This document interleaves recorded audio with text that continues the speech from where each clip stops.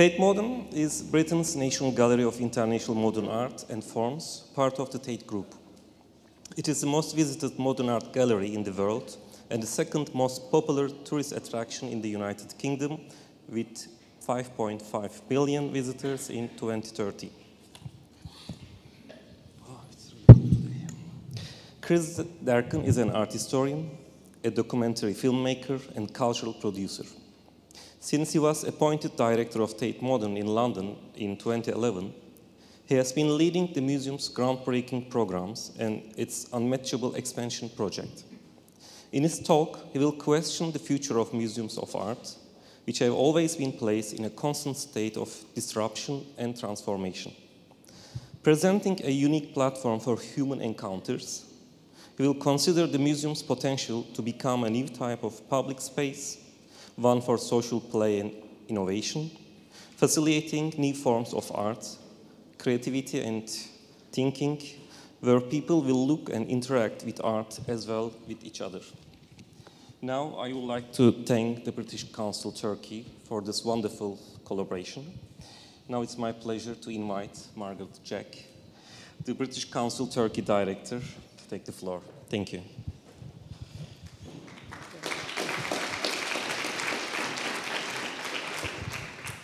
Well, thank you very much, Levent Bey, and hoş geldiniz, a wonderful audience this evening.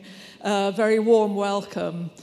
We're now halfway through the UK Museums Talk programme, and we're just delighted that the programme is attracting such great interest, not just here in Istanbul with our partner Istanbul Modern, but also in Bursa, where the British Council is repeating the talks in partnership with Bursa Metropolitan Municipality, with the Belediye, but also from audiences right across Turkey through our digital platforms. Over the last 3 talks, we've looked at the role of museums in urban regeneration with Turner Contemporary. We've looked at developing museum collections with the Scottish National Gallery of Modern Art. And we've looked at rethinking the notion of museums with National Museum Wales.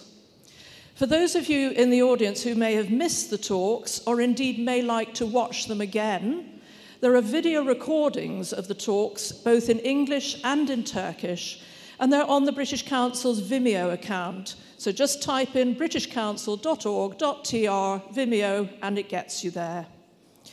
Please do enjoy, please share, and help us inspire and inform wider audiences in Turkey.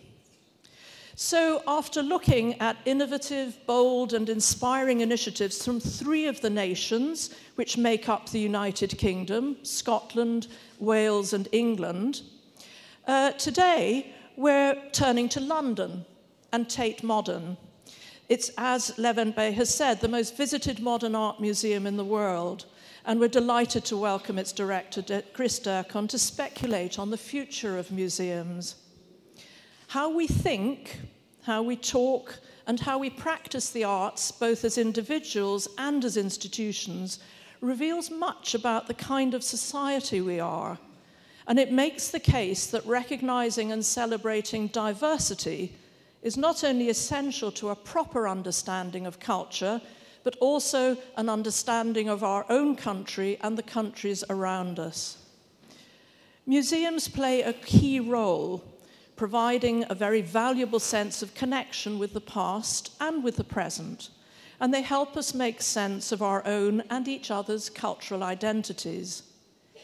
So it's absolutely no surprise that in an increasingly connected world, museums are changing, then serving as a springboard for the future, where culture, science, technology increasingly come together to be exhibited, to be exchanged, to be experienced, and internationalized for the enjoyment of new audiences.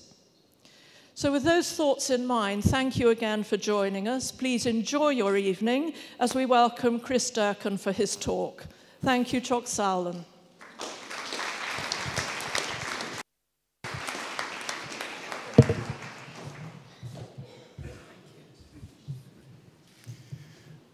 Thank you, Margaret.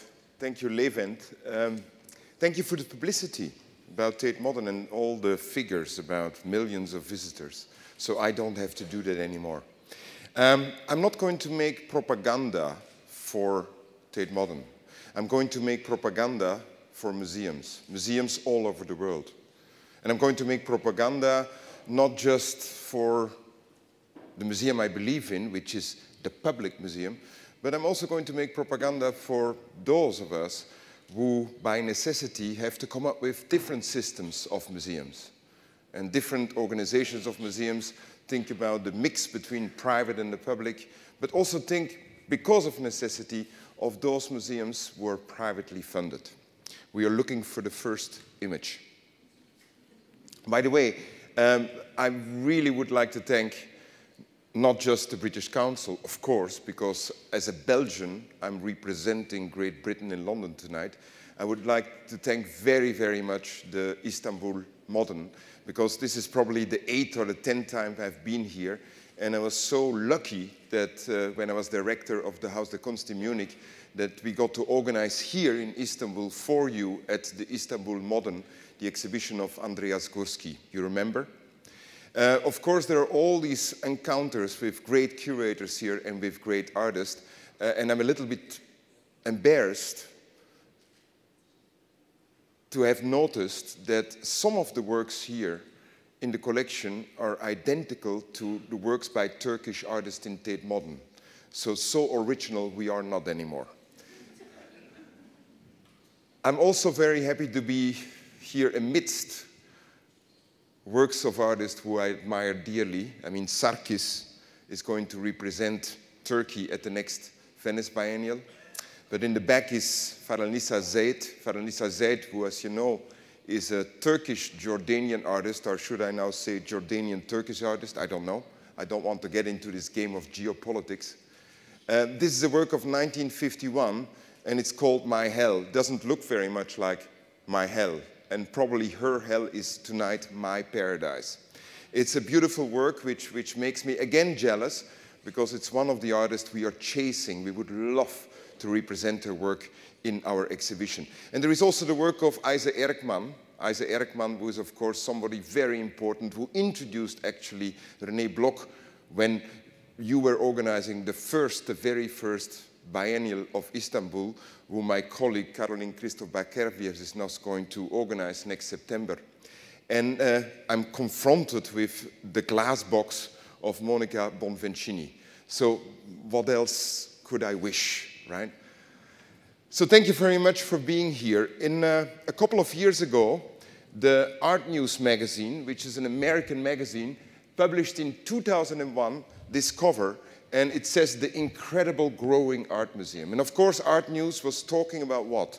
Art News was talking about the Bilbao effect and about the fact that museums got bigger and bigger and bigger and bigger. But we were only talking about size and not about scale. And you know what the difference is between size and scale? Scale is a human condition. Size is just about, bigness.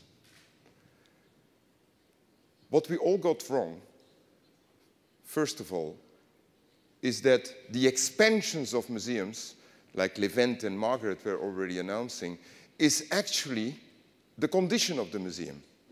If a museum is not transforming itself, if a museum is not being disrupted constantly with new thinking about walls and with new buildings and new foyers and new cafes and new storages, then it's not a museum. Not because we want to get bigger, but constantly the museum wants to be and wants to become something else. Sometimes in pace with the way artist movements and artists go, sometimes completely independent from them.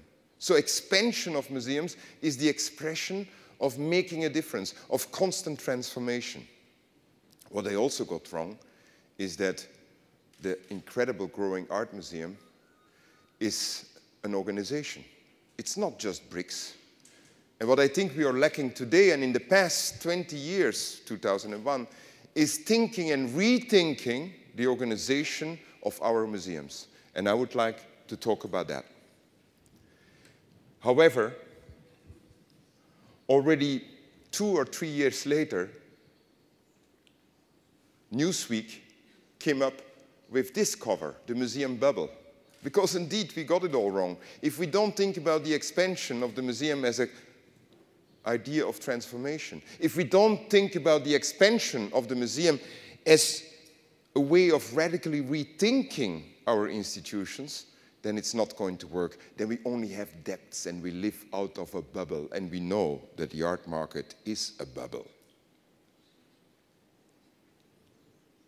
Many, many years later, there is again optimism. The Economist came out a few months ago with the museum as a temple of delight. And strangely enough, we didn't talk anymore in The Economist about museums getting bigger. We didn't talk anymore about museum works and works of art will get more and more expensive. The Economist was talking about the museum being a temple of delight because the museum is a place for encounters, is a place for the public, should be in the very first place, a place where we rethink what it means to be and to act in public. Interestingly enough, The Economist illustrated this idea, the museum being a temple of delight, and the fact that audiences were suddenly not a hindrance anymore, by this one picture. And this picture is, for me, like home play. In 2003, Tate Modern asked the Icelandic artist Ólafur Eliasson to participate in the Turbine Hall Unilever series. And Ólafur Eliasson and the curators and the management of the museum, they were quite irritated after a few days because they didn't know what to think anymore. There was something really going awfully wrong in the Turbine Hall and in Tate Modern. Not only we had vast audiences, many more than ever. Remember, we made the building of Tate Modern for barely 2 million people. And already in 2003, we had about 3 to 4 million people. And they came because of this guy with his big son, with his weather project. What happened is they came en masse. That's not really a problem for the museum. It might be a problem for the cafes and the shops and the toilets, but not really. We want big audiences. No, what was wrong, what went awfully wrong, and what was in the first place irritating for the artists and the curators and the management of the museum is that all these people wanted to use the museum for themselves. They wanted to use the Turbine Hall and the weather project of Ólafur Eliasson just for themselves. They wanted to hang out. They wanted to have a picnic. They wanted to make love in the Turbine Hall. They wanted to have a sleepover. They took their children and they put their children down and said, this is kindergarten. And some of the weirdos, or the most intelligent ones, I don't know, they started to make their own art. They started to make happenings. What actually happened is that suddenly the audiences, which we always had considered as a hindrance for the geniality of the work of art, and the genius of the curator, and the genius of the director, suddenly the audiences were not a hindrance anymore. Not only not a hindrance, but suddenly they took over the museum. After a few weeks, the artists, the curators, the management of the museum said, this is not a problem. This is the solution. We have to rethink what the museum is and what we can offer. And I'm not only saying this because we have these millions of visitors. This can also happen in places where there may be 700,000 visitors, like at the Istanbul Modern. And that's a lot, because you know what? The most expensive and the most overly subsidized Swiss museum in Zurich or in Basel has only 350,000. And one of the greatest spaces in the world, led by a friend of yours, Defne Ayas, who is the curator of the Sarkis Pavilion, Turkey, next Biennale of Venice. She is leading in Rotterdam with the De Witt, and she has 18,000 people. We can do these things, which I'm going to tell you, with 18,000, with 350,000, with 700,000, with 2, 3, 4, 5 million people. We have to rethink the museum. And they use these spaces just like in the time of the weather project of Oliver Eliasson, they used them for themselves. So we decided to come up with a lot of what we called social space. The turbine hall is going to be the central marketplace where you can do whatever you want. Remember that Tate Modern is free. The collections and the use of the spaces, you only have to pay for the exhibitions. And we're also going underground with the tanks where you will be able to see live performances. And then people go up in the new tower. And the new tower will, of course, have collections and collection displays. But more than ever, there will be spaces for encounters. Instead of the 6 floors of the old building, 11 floors of the extension connected by 2 bridges spanning over the turbine hall, which is then becoming the expression of public space, which is definitely lacking in London. This is a view from the sky, and here you see also that Tate is not just inside a public space, but also very much outside the public space, because the bridge, we continue the bridge and we make sure that people can walk through the building, which makes quality of life in London to save in the morning 6 minutes and at night 10 minutes, which is an expression of improvement of quality of life, because we know London is a congested city. And we give a lot of space, what we call unprogrammed space. You can do whatever you like. I don't even like anymore outside sculpture. I think it's too pre-programmed. What I like is just empty space, and you can do whatever you want. This is how it looks right now, and we will start cladding the building in a few weeks with these bricks. This is interesting because at the opening, in the summer of 2016, we will have all these spaces ready. We will have the tanks ready, the underground space for live performances, the turbine hall, the collection displays, the social rooms called Tate Exchange. We have exhibition wings, and we have, of course, space for education, which is one of the most important aspects of the museum today, because learning is going to become an artistic activity by itself. All these yellow pads are indicating that you can get free access to all these spaces. But in order to be free, you need also to generate some income. So these spaces, that's where we want to generate differentiated income. Free spaces and generate income. And you know why? Because we don't want to become this. This is the planned extension of the art gallery in Istanbul, in Dubai, in London, in Paris, with the oligarch bunker and the yacht portal and the truffle depository and the champagne VAT and the caviar silo and the billionaire suit and the helipad. This is the kind of museum we don't want, and this is the kind of museum you don't want, right? And if anybody else wants that, then I think they should go to the desert. There is so much space in the Gulf. You can do whatever. Bad news is that I just heard that the Louvre Abu Dhabi is being delayed until 2019, and that the Guggenheim might never be built. I don't know, because of the desert is getting too hot. I mean, never know. But the reason I'm showing you all of this is this. A couple of years ago, we asked all these millions of visitors, why do you want to come to Tate? Why do you come to Tate? And of course, people were saying, we're coming for inspiration. Of course, people were saying, we're coming for the emotional, aesthetical experience. And of course, people were saying, happy, lucky for us, intellectual, to gain knowledge. But most of the people at Tate, 45% were saying, we are coming because we want to spend time with others. We are coming because we need these kind of encounters in our life. And that was like bingo. Bingo, because indeed, the instinct of the Eliassons, the instinct of the Nixerotas, the instinct of the curators saying, it's not a problem that people are taking over the museum and that you can do whatever you want in this hall. Maybe let's take that as the point of departures, and let's make sure that people want to come to a museum to encounter artworks, to encounter artists, to encounter strange ideas, but also to encounter themselves and to encounter other people. Don't forget that the museum is the only place where voyeurism is not only allowed, but it's a good thing to do. Because in a museum, you're allowed to watch people watching art. Try to do that in the subway, you can get arrested for that in London. And like Woody Allen said, the museum is the most perfect dating place.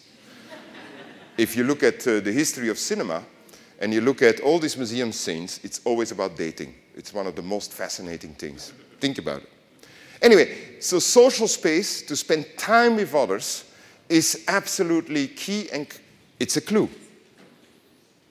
And we asked further, and people said, you know, we know something. We know something, all of us, something completely different.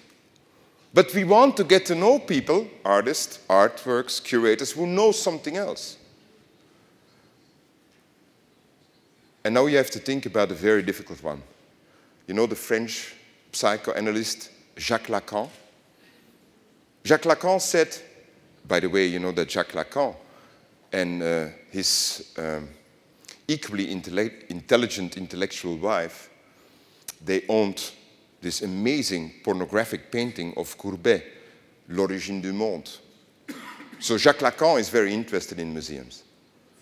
And Jacques Lacan said a museum, a cultural institution like a museum, is a place where people who don't own things want to tell and show something to people who are not really interested in these things. Wow. In French, it sounds even more weird. Try it in French. I can't do it. A museum, a cultural institution, is a place where people who don't own something want to show and tell these things they don't own to people who don't want these things. That's culture. That's culture. That is culture. Try to tell that to our mayors. Is that maybe the reason why we don't like to subsidize performance spaces? Is that maybe the reason why we don't like performance, why we are afraid of performance in museums? Could be. We will come back to that. Now it's getting silent. Now we're getting like, huh? You expect me to say something dangerous? No, this is what I want to say. This is now a new heavy hitter, because we were trying to come up with a slogan what we do, and we said to ourselves, maybe we are there to ask the questions Google can answer. Now Eric Schmidt, the owner of Google, wants to buy that sentence from us. We don't. I mean, the museum is this place where you can ask questions which Google can answer. For instance, try to go on Google tonight and just tap in the following question. Why did I hate Monica Bonvincini 10 years ago, and now I like her work? That's a good one. Or why do I not understand Sarkis? Or why don't I like the color rose? I mean, you know, all these kind of questions. The museum, by the way, is a place where you can ask all these questions, and you will never get the right answer. Because the museum is a place of eternal paradoxes. The museum is the only place, in difference of the media, where you combine old news with new news, where you can combine the simple with the very complex, the stupid with the very intellectual, the very expensive with the very cheap, the local with the very far away ideas, the old versus the new, the little versus the big, the bad versus the good, the beautiful versus the ugly, and where we can even start to see the beauty of the ugly and the ugly of beauty. We don't have to solve these contradictions and paradoxes. The museum is the only place in the world which is full of contradictions, and please don't solve them. That's what the museum is about. The museum is also becoming a mass medium, yet we don't know yet how to write the rules of this one mass medium. We don't know yet. We try, we don't know yet. What we do know, however, is that the museum is becoming more and more a place for encounters, that the museum is becoming more a place, a theater, the globe of the 21st century. You remember the opera in Vienna, Brussels, Paris. Italy was invented in the 17th, 18th century. And the opera was incredibly loud because people were shouting at each other. They hated each other. They were talking about politics. The opera was a place to perform the difference. Now the museum is slowly becoming a place to perform the difference. And maybe that's the reason why we see so much performance in museums and live activities. Could be. We'll see. We decided to start these social spaces operating at and beyond the intersection of curatorial, visitor experience, learning, research, and retail. Reorganize the museum. Don't think I'm only from the educational department. Never say I'm the curator and I don't want to deal with retail. All these functions are intermingled in the museum. That's fantastic, you know. We can do different things together. That's amazing. And we can do them together in public institutions, private public, and also private institutions. So let's be courageous about organizing and reorganizing the museum. And then we can start to ask questions. What are vital experiments in an age of austerity? What are the rules to be broken? What makes you change your mind? These are the questions we can ask operating in the museum. And not just by making exhibitions, not just by collection displays. All the actions of the museum have to constantly rephrase these questions without trying to solve them. The new museum, ladies and gentlemen, we know, very large audiences. I find 700,000 people here a lot. 5 million, Tate Modern, is a lot and maybe too much. And the museum is generating many different experiences from entertainment to learning. Fine. And it's becoming a distinct sector of the economy. But the future museum is going to be even something else. It's going to blur the distinction between producers and receivers. And culture is massively produced. Everybody thinks, everybody says, everybody believes, everybody hopes that he or she produces culture. We are constantly talking to sponsors, BMW, Audi, Mercedes. And you know what's funny? In these conversations, the first things these people, these representatives of the marketing departments of these car makers, they say to us, we are no longer car manufacturers, we are mobility providers. And I say, what kind of mobility? They say cultural mobility. Ein BMW mit Herz, a BMW with a heart. You know? It's all culture. Apple is culture, isn't it? Apple is culture. It's black. It's beautiful. Louis Vuitton, the it bags, it's a piece of sculpture. So we all have the pretension to produce culture. That's very interesting. Blur the distinction between producers and receivers. We all produce constantly on a daily basis culture. And culture is becoming indeed increasingly a precondition of all kinds of economical value systems, because culture is entrenched in the fabric of daily life. In the future, I also foresee that culture will depend less in the future museum on buildings in one place as on organizational models. The new Tate Modern, this, Margaret, is the bad news for tonight, where I take a distance from London. The new Tate Modern will be probably one of the last expressions of the museum as we know it.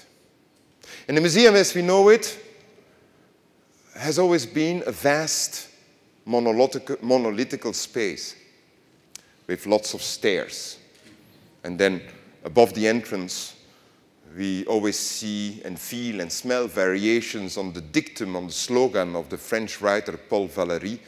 It depends on you, my dear visitor, if I, the work of art, will speak or keep my mouth shut. That's the museum how we know it. Now the museum is becoming completely different. The museum in the future will be smaller spaces, horizontal, not vertical. They will be everywhere. They can be flexible. We don't have enough money anymore to make that fast, monolithical stuff. And what is it the expression of? It's the expression of austerity. It's the expression of debt. It's the expression of what? The museum, the architecture of museums the past 200 years barely changed. It's always like the entrance, the shop, the ticket desk, and the cafe, and now you are lucky because you have the Bosporus, the terrace. And then you have the exhibition space and the library, blah, blah, blah, blah, blah. It's everywhere the same, everywhere the same.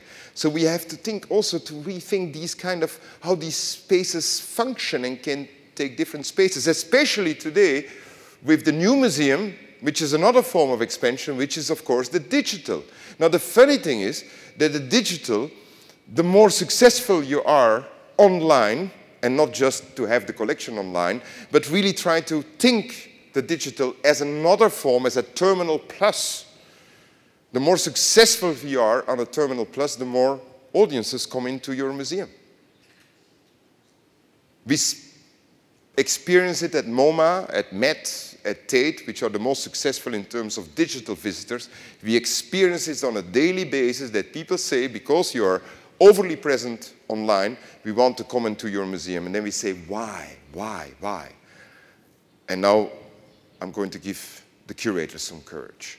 Why is that? Because everything is available, right? But we have a problem with selecting, choosing. We want to hear stories, but online everything is available and there are very few stories. I'm not interested in selfies and Instagrams, and I find people who take selfies with sticks utterly vulgar. It's pornographic. I always ask in spaces, please, can you put your stick down? People don't do it. They don't want to put their stick down. I mean, of course, I don't mean it ambiguous, but anyway. So the more you are online, the more you want to have stories. You want to find out who took that decision. A museum is a place of decision-making processes. We want to get to know this weird person, Levent, who is putting, my God, an Andy Warhol next to Marcel Duchamp. Why does he do that? We like that, these kind of stories.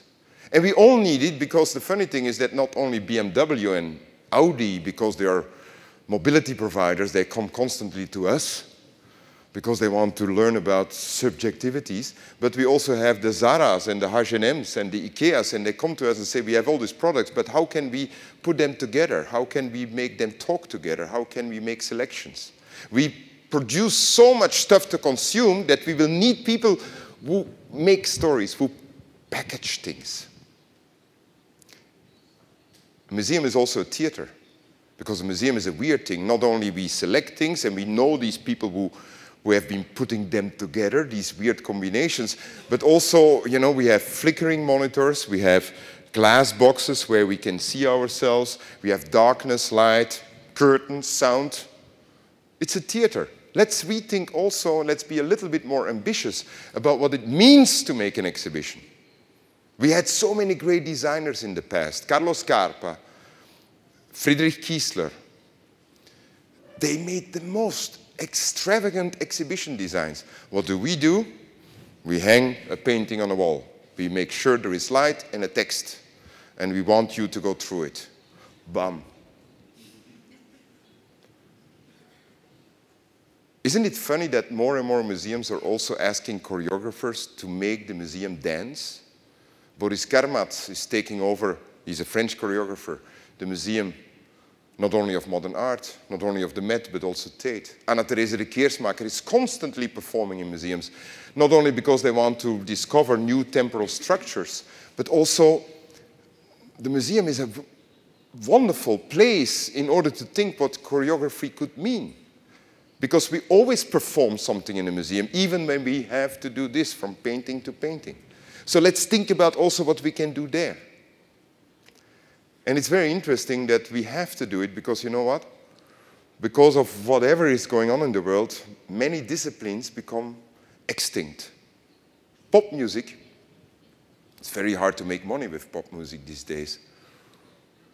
And you see more and more rock performers who want to come to the museum because their medium is becoming extinct. And they still want to say, hey, we contributed something valuable to culture. But there is no place for us to go. The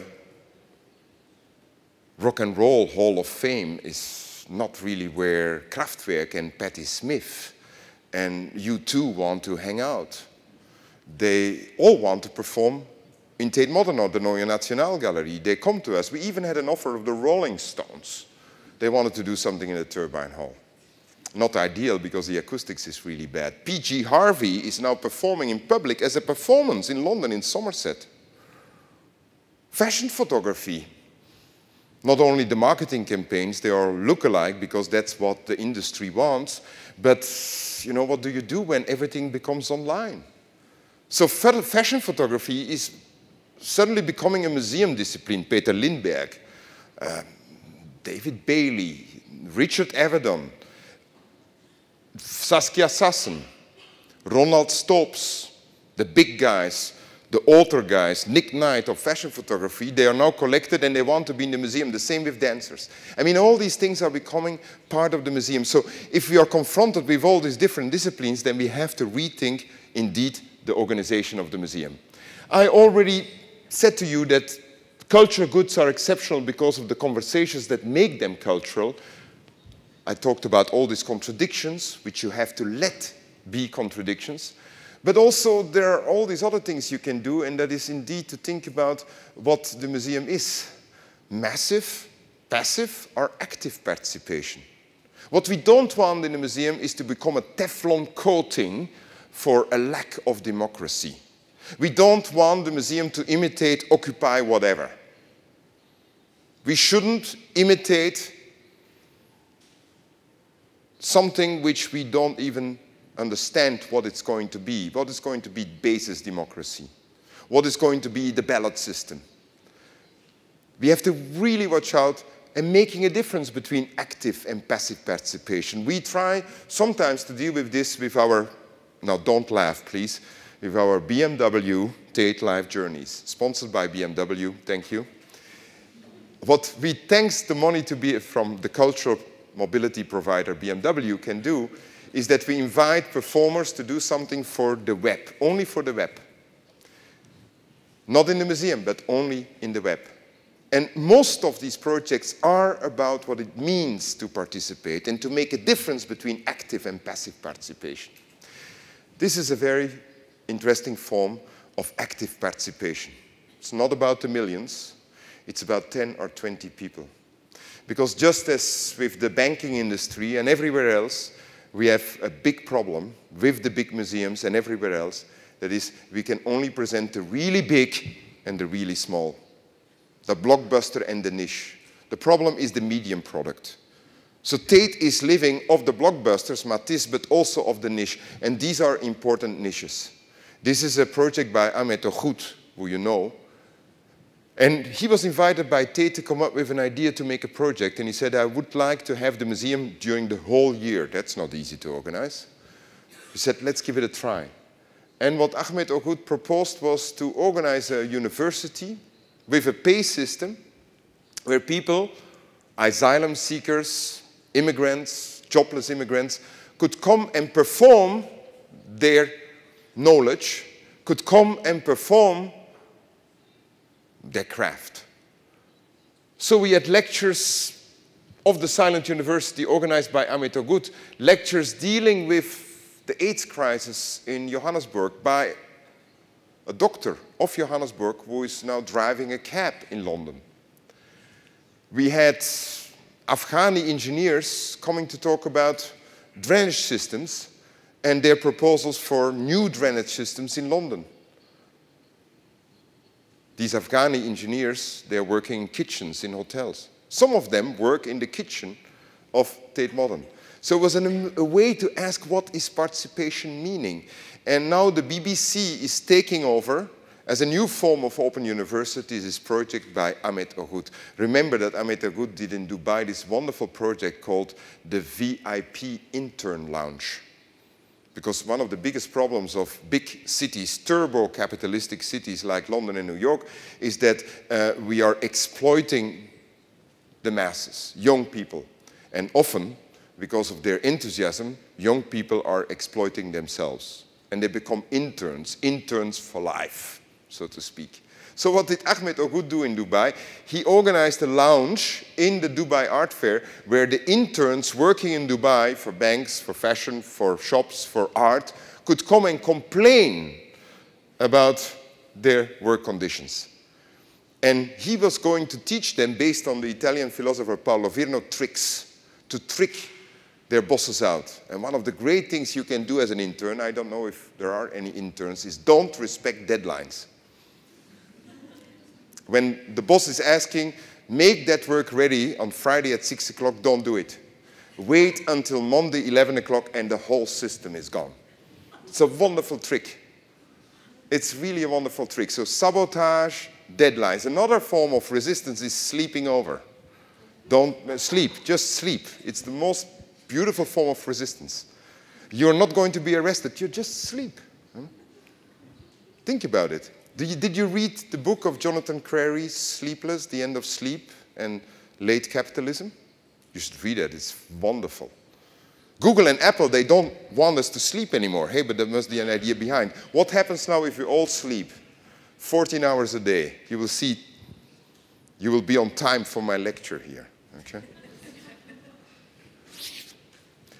And there are many indirect effects of cultural participation. Innovation, welfare, sustainability, social cohesion, new entrepreneurship, soft power, local identity, knowledge economy. We figured with the European community that those countries where cultural participation is the highest, people are much, much, much, much, much happier. And cultural participation doesn't mean that everybody has to become an artist. Cultural participation can mean many different things. The way that you're here, that you came en masse here, is cultural participation. The fact that tomorrow night you will see the most beautiful film in the film festival in Istanbul, Horseman by Pedro Costa, and that you only talk about it because you don't get a ticket anymore is a form of cultural participation. So there are many forms of cultural participation. And interestingly enough, art and life is getting very much mingled. When I was walking with the artist Jeff Wall at Occupy St. Paul, Jeff was saying, they must have watched my photographs. Because indeed, some of the people of Occupy, they were almost acting out the melancholia of Dürer, sitting in front of their tents. So we see things in London and in cities where we don't know what they are anymore. When I'm in London, sometimes I see a group of people dressed up, doing different things. Could be a drug bust, could be a fashion shoot, could be a BBC soap opera. It could be a student's activity. It could be just people standing there dressed up. We don't know anymore what is fiction and what is reality. But what we do know, if we do things, then we need style. So in Tate, we are also going to organize a school to paint neatly these kind of posters and stands for mass demonstrations, because they don't look good. And in order to protest and come on, you need style. That Jean-Luc Godard said that already. So with Jeremy Deller, we are creating a school where you can learn how to paint letters. And you laugh now. But you know what? What is the basis of the commons? What the basis is of commoning, not communism, commoning, is litter, loiter, letter. The 3 L's. Litter, loiter, letter. And commoning is at the basis of the new museum we want to achieve. So we have to think what are the physical and spatial expressions of this form of commoning. So start to paint in a neatly way letters. That would be a good beginning. Another thing is to rethink what we mean by membership. The Guardian, who is now going online very soon and moves their businesses to the east coast of the United States, they bought this huge property near King's Cross, and it's called The Hub. And what The Guardian is doing is they created a form of membership, and people want to come and meet the journalists. They want to come and discuss the news. They want to know, how did you find Snowden? And why is Oliver Stone making this film about Snowden, paid by the industry in Hollywood? How do these things work? And it doesn't work with, asking these questions on a blog or whatever. People want to belong to a community. They want to exchange things. And memberships is everywhere right now. People want to belong to a community. Tate has about 114,000 memberships representing, in the meanwhile, 124,000 individual members. I hear your memberships here is going wonderfully well, 1,500. But we have to be a little bit more ambitious what we mean by memberships. And memberships doesn't mean that you get reductions only at the bookshop. It doesn't mean that you get one glass of whatever for free and you have to pay for the next one. That's not really a form of membership. So if museums, if they want to be successful, if they want to activate the community, you have to think about what membership could be. This is a good example of The Guardian. It's amazing. It's so successful right now. I remember on the day of the attacks in Paris that The Guardian decided to call artists who they know were around in the city, and they called the museum and said, is that artist here in the museum? Can she or he come over to the Guardian Hub and discuss with the public? All these things are a possibility. They are a possibility because artists are interested in what's going on in real life. This is the work of Tania Bruguera, who is now, as you know, arrested in Cuba, Havana. Tania made a series of work called Tatlin Whispers, where she invites people to say whatever they want, even in Havana. Take 1 minute, say whatever you want. No censorship, no self-censorship. What she did as a continuation of Tatlin Whispers at Tate, she invited 2 police horsemen to regulate the traffic of these millions of people visiting Tate. It was very interesting. We're going to do it again.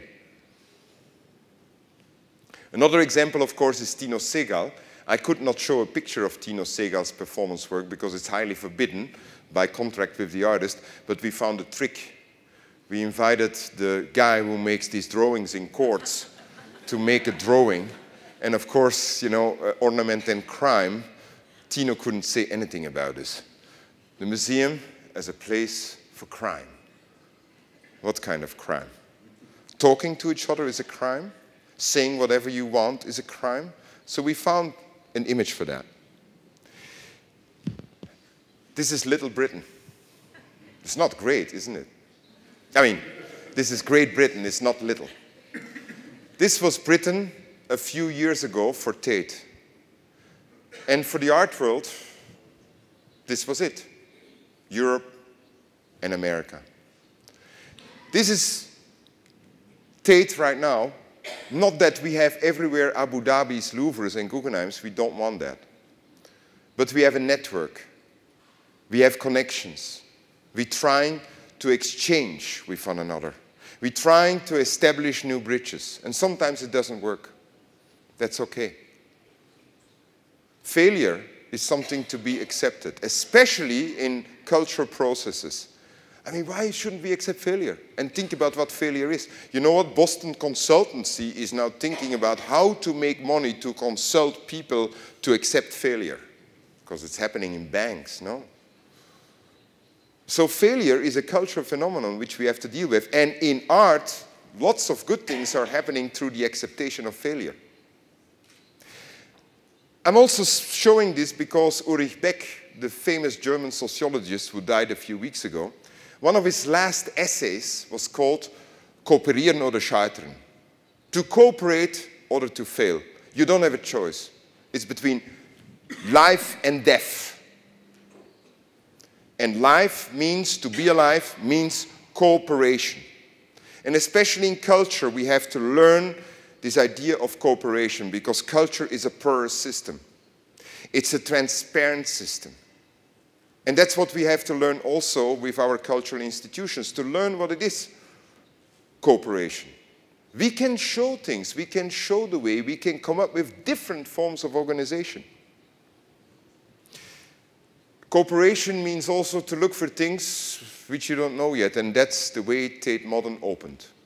Tate Modern opened with Century City, a look into different cities, not just the big cities we know, but also Lagos and also Bombay, and of course also Rio de Janeiro.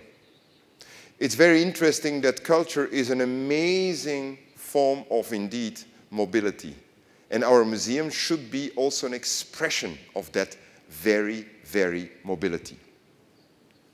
And mobility, of course, means also that you start to look for what it means to be mobile within a given culture, because we are becoming so different. And please do not call it anymore immigrants or diaspora. It's all about performing the difference, which is incredibly important, and we can give an expression to that through means of the collections and through the way we constitute exhibitions. So we spend a lot of time in Tate in looking over our shoulder in what's happening in other regions and in different regions and in different centers. And of course we are looking at the past of London, because London was for Latin America a very, very important city at the time of the dictatorial regimes in Latin America.